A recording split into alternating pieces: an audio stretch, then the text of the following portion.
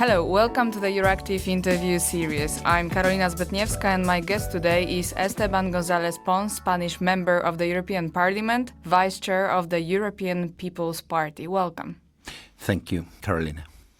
Polish Senator Krzysztof Brejza, lawyer Roman Giertych and prosecutor Ewa Wrzosek, all critical of government's actions, were being surveilled using Pegasus software. As a result, in early February, European Parliament will send a monitoring mission to Poland and Hungary in order to investigate reports of the illegal use of Pegasus spyware against opposition politicians. You led the parliamentary group that investigated this abuse. Why the European Parliament decided to examine this matter? Well, it is not first time that we are concerned, sadly. It's not first time that we are concerned about rule of law and respect to human rights in Poland. But in this case is especially difficult or especially concerning because it's about the European elections of 2019. We don't know yet if the electoral campaign for those elections is inside of this case. We would like to know if there are cases of using Pegasus technology during the electoral campaign and if some European leaders were victims of this Pegasus system. Devil's advocate question now from my side. Pegasus was designed and solely to governments, and it has been used by the Polish government as it should be, by the government. Why is Pegasus such a big deal? Well, we are not against the tool. What we are concerned is about the use of the tool. As far as I know, as far as we as Parliament know, Pegasus is a system that it's only sell to governments. No particular persons can buy it, only governments. It was sell to the justice minister in Poland.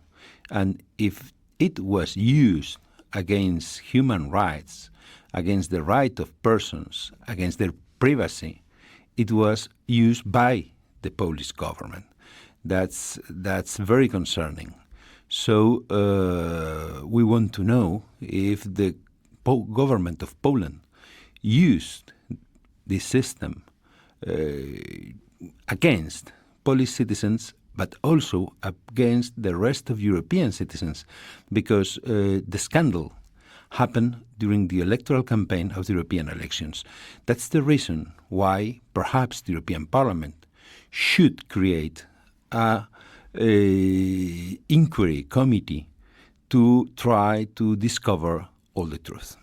So you want to know that, but at the same time, the Euro-Parliamentary Observation Mission does not have the power to demand information. So the Polish or Hungarian governments won't probably want to reveal any of information, nor even take an effort to meet with you. So what do you think you can achieve? Well, this is only a first mission. This is only a first visit, a preparatory visit. In fact, it's not my personal first visit to Poland. But in February, we will hold a debate in the plenary of the Parliament about this issue. And then, in the next plenary, we will vote a resolution about this scandal. Very likely, that resolution will include the creation of an inquiry committee of the Parliament. And in February, another mission, not coming in this case only from the EPP group, but from the LIBE committee, the committee about human rights of this Parliament, responsible for respect of human rights in this Parliament, is going to hold a mission to Poland as well. So we are going to try to know what happened, and we are going to use all the strength of this Parliament in that work. So again, the committee, the investigative commission that you are mentioning, it will have more powers than an observation mission, but still less than committees within national parliaments. What do you wish with such interventions to change, and what consequences do you expect and when? Well, it's too early for saying that. I should say, and I have to say it at the beginning of this research, that there is a very, very good job done by the Polish parliament in the past. I mean, we know that the Polish parliament worked on this in the past. And first thing that the European Parliament should do is to recover what the Polish parliament has done before. Second, I cannot foresee what we are going to decide and what the consequences will be. But the Polish people already know that what the Polish government is doing against rule of law, it's bringing them consequences, economic consequences. We don't want that for Poland, but we want Polish government to respect the rule of law and the human rights. Probably half of the Polish society would agree with this point of view, while the other, more or less half, wouldn't. That's the problem of polarization, and half of the society, the supporters of the government, but also of the parties and politicians to the right of the government, they actually praise most of such sovereignist actions, and they see the fight of the European Union for democracy as an attack on Polish sovereignty. And sometimes pro-democratic actions turn counterproductive in terms of politicians' actions. So how do you want to balance the actions for the better of the Polish and European democracy as such with such counter-reactions? Yeah, I understand, I know. Polarization, it's not only a Polish problem. It's a problem everywhere. In fact, in my country, in Spain, we have a very polarized politics. And think what is going on in Great Britain or what happened in the United States. I mean, it's not only a Polish problem. But in Poland, this problem now is especially difficult. It's very difficult. I know that we have to defend democracy, we have to defend rule of law, and we have to defend human rights, and at the same time we have to explain it very well, because what we are trying to do, it's not to attack Poland. What we are going to do is to bring Poland, to try to bring Polish government to democracy and to respect of rule of law. The European Union, it's not only a market. In fact, it is not a market.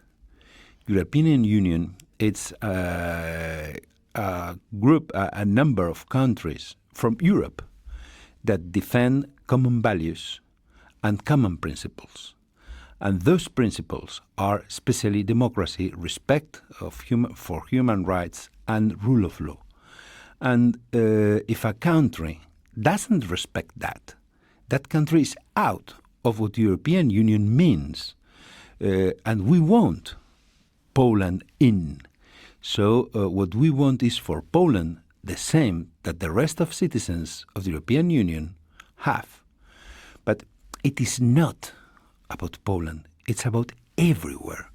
Same that we are doing now in Poland, we can do it tomorrow in Spain, in Portugal, in Italy, in the Netherlands, if they present the same problems or if they present a government that the one that Poland has right now. You said that Pegasus is just a tool, which is not bad in itself, but at the same time, in governments that are being ruled by special kinds of politicians, it's being used as a tool against democracy in the end. So it's Poland, it's Hungary, but it's also the motherland of Pegasus itself, as we know that investigations show that police is using Pegasus to spy its citizens.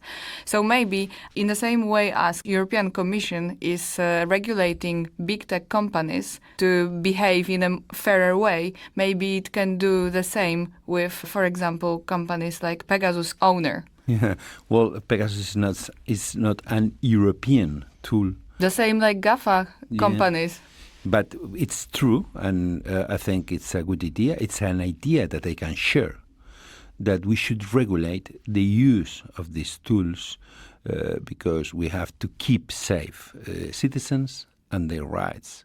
And having powerful governments should not mean having citizens with no rights.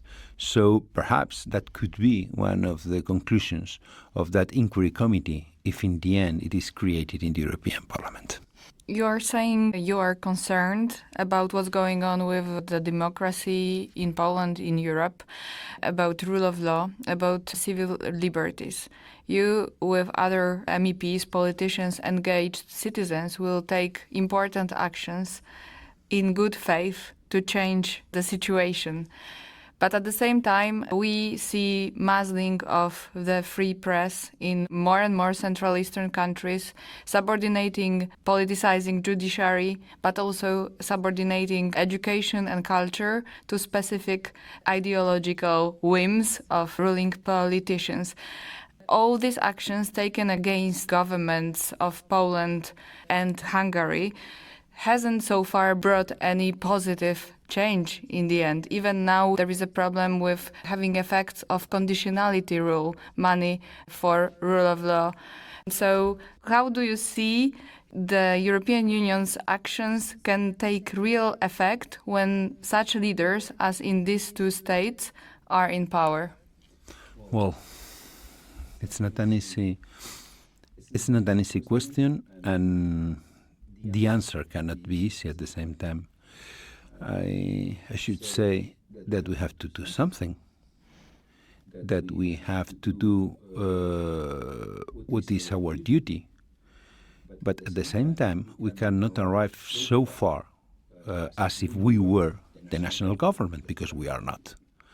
So the European Union, as a club, it is a club of democratic countries, can tell one of its members, be careful, you are breaking the rules, and can punish, if I can use that word, that member for not respecting the rules, but cannot oblige a member to be what perhaps that member don't want to be. Democracy is in danger, not only in Poland, everywhere. These are not good times for democracy and for freedom anywhere, neither in the rest of European parliaments. Fighting in favor of democracy and freedom, it's a duty for everybody, not only in some European countries, but in all European countries. Just today, we've seen a press conference offered by the President of France with no questions.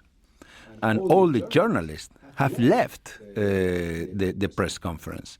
I mean, the fight against the abuse of power, it has to be everywhere and against everybody, or in favor of everybody, of all people. So what is going on in Poland, it's not because Poland is Poland, it is because its government is doing things badly, and we will do what we can do, but we cannot do everything. We will help. What we are going is to help the Polish people to change that government, which is not being good for the country. Thank you very much for this talk. Our guest today was Esteban González Pons. I wish you all the success in your ethical mission. Thank you, and until the next time. Thank you. See you.